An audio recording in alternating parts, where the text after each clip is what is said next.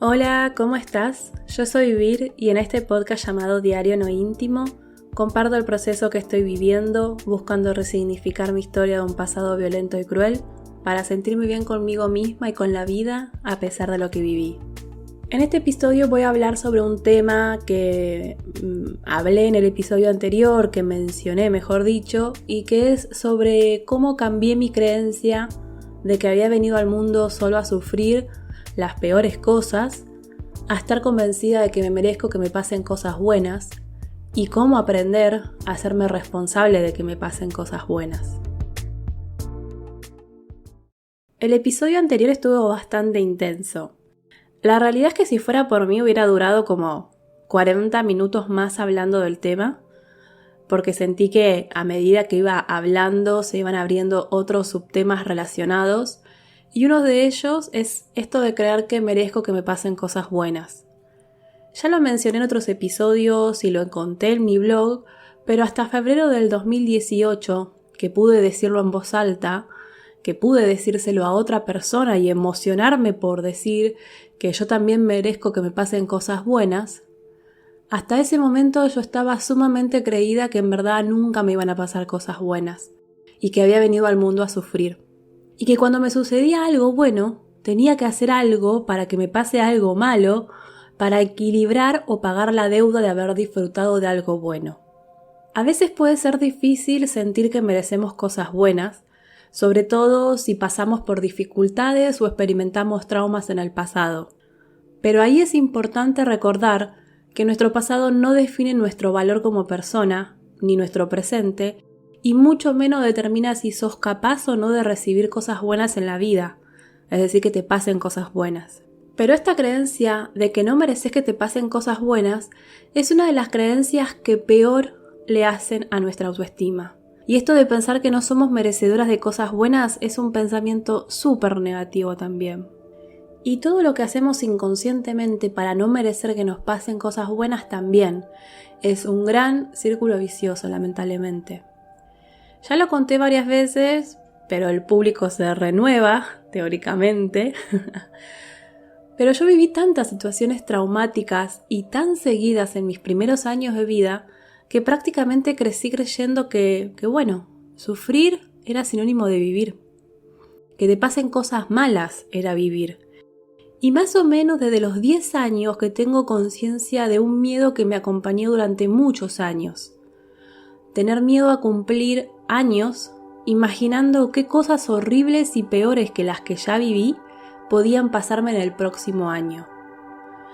Y eso se profundizó con el accidente. Ahí fue como, dale, ¿qué más me va a pasar? Estoy destinada a sufrir, ya está, no queda otra.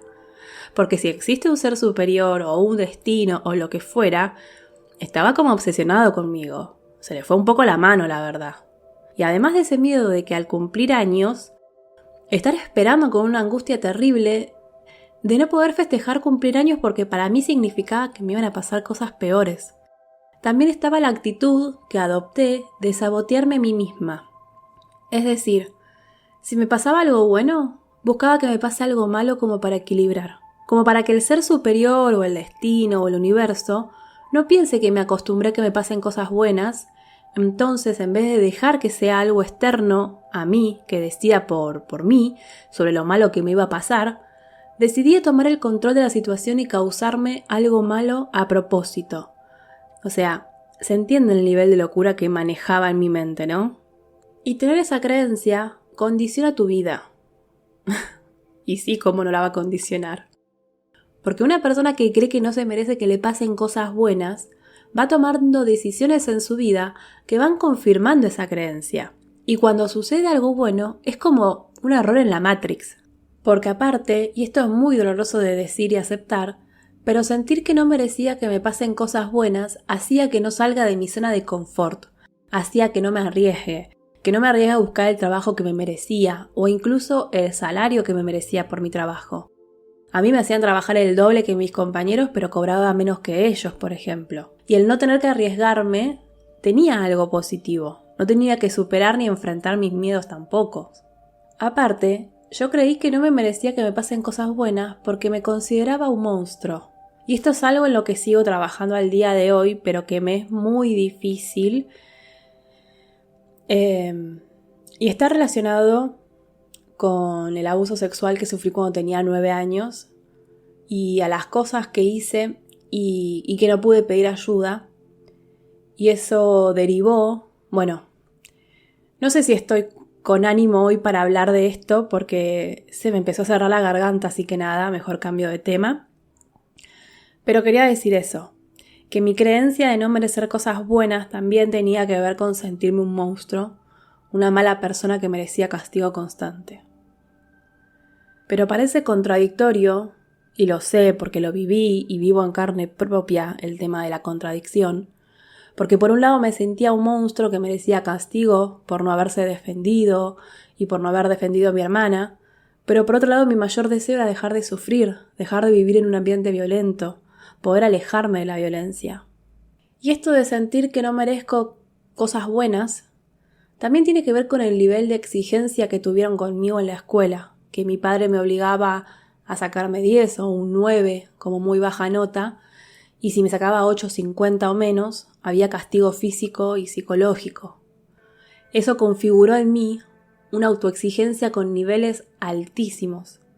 Y no solo ser autoexigente, sino a sentir que yo no era suficiente, porque siempre tenían algo para criticarme. Si porque tenía kilos de más, era porque no nadaba o jugaba al hockey también como mis compañeras, y si no porque no era tan simpática o porque no tenía muchas amigas o amigos. Siempre, pero siempre hubo algo para criticarme. Siempre me criticaron por algo. Y es insoportable que te estén criticando todo el tiempo. Y más cuando te dicen, ay, yo te lo digo por tu bien para que aprendas. Como si yo fuera una idiota que necesita que le estén explicando todo. Y si me equivoco, deja equivocarme, así puedo aprender por mi cuenta. Ojalá hubiera reaccionado así cuando era niña. En verdad no. Me hubiera bajado todos los dientes de una trompada si le llegaba a contestar como contesto ahora.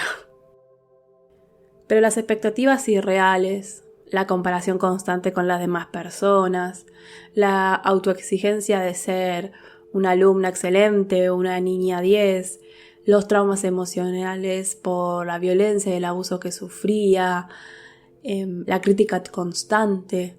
Pongamos todo eso en una olla y revolvamos. ¿Qué podía esperar de todo eso que viví? Por eso, ahora que soy adulta y puedo ver mi pasado y mis experiencias con mirada de adulta y con compasión, lo más importante, con compasión y amor, me entiendo. Me entiendo y me abrazo muy fuerte. Incluso cuando me doy cuenta que me estoy saboteando. Porque eso es importante. Por eso es importante el autoconocimiento. El reforzar la autoestima, como dije en el episodio pasado, el conocer qué nos lastimó y qué nos dolió en el pasado y qué nos provocó ese sufrimiento. Es bueno saberlo para esto, para dejar de sentirnos menos, dejar de sentir que no merecemos que nos pasen cosas buenas y entender por qué actuamos como actuamos, por qué pensamos como pensamos y por qué sentimos como sentimos. Y tenernos compasión, paciencia, tolerancia y abrazarnos muy fuerte. ¿Y cómo se hace para cambiar esa creencia? Lo que yo puedo compartir es mi experiencia. Cada persona tiene su camino personal y como siempre digo, si crees que necesitas ayuda, tenés que buscar en profesionales de la psicología. Lo primero que yo hice después de empezar a hablar sobre esto en terapia fue escribir. Escribir todo aquello por lo cual yo creía que no merecía que me pasen cosas buenas. Pero todas, Desde la vez que con 8 años le robé 2 caramelos al kiosquero de la cuadra, hasta, como les digo, cargar con la culpa de no haber hablado sobre el abuso que sufrimos mi hermana y yo. Yo era la hermana mayor, yo debía protegerla. Por suerte ahora me cuestiono ese pensamiento y me enojo pensando que si yo tenía que proteger a mi hermana, ¿quién me tenía que proteger a mí con 9 años? ¿O quiénes debían protegernos a las dos que éramos nenas? ¿Dónde estaban? ¿Qué hicieron para que ninguna de las dos se anime a hablar del tema? Pero bueno, dejo el tema acá porque no es el tema del episodio y porque, como comenté, no me siento del todo preparada para hablar abiertamente del tema. Sigo entonces en que escribí hojas y hojas detallando todos los motivos que me hacían creer que no merecía que me pasen cosas buenas. Y después empecé a leerlas y cuestionarlas. Preguntarme por qué eso sería un motivo para que no me pasen cosas buenas. Cuestionar y preguntar incluso si era racional el pensamiento o la creencia. Y spoiler, encontré cientos de excusas tontas que no tenían ningún valor ni siquiera eran racionales. Y el siguiente paso, que fueron después de varios meses de trabajar con esa creencia de no merecimiento, fue empezar a pensar y a proyectar en qué cosas sí me merecía que me pasen. Y en qué cosas buenas sí merezco que me pasen. En reconocer y decir, yo merezco que me pase tal cosa. Y ahí influye muchísimo la conexión que tenés con tus emociones y con el deseo sobre todo. Y también es importante saber qué cosas no te mereces. Así que te invito a que repitas conmigo, merezco que me pasen cosas buenas, merezco que me pasen lo mejor, merezco que se cumplan mis deseos. Que igualmente no es solo repetir estas frases como mantras y esperar a que sucedan las cosas, sino, como dije en el episodio anterior, hay que ser responsable y hacer que las cosas sucedan.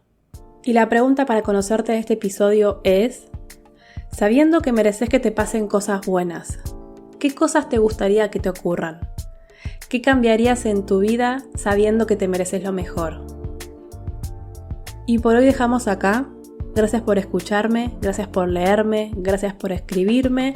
Te invito a que te suscribas a mi newsletter, donde todos los meses, al final del mes, envío un mail con reflexiones, ideas y voy contando cosas que me van pasando y que no las cuento acá en los episodios. Para suscribirte, el link lo voy a dejar en la descripción. También, depende de la app en la que me estás escuchando, podés suscribirte y calificar el podcast. Esto ayuda a que a más personas les llegue y por supuesto más que bienvenido que compartas este episodio con aquellas personas que creas que se van a sentir comprendidas y acompañadas cuando lo escuchen. Gracias, muchas gracias. Nos vemos en el próximo episodio. Chau, chau.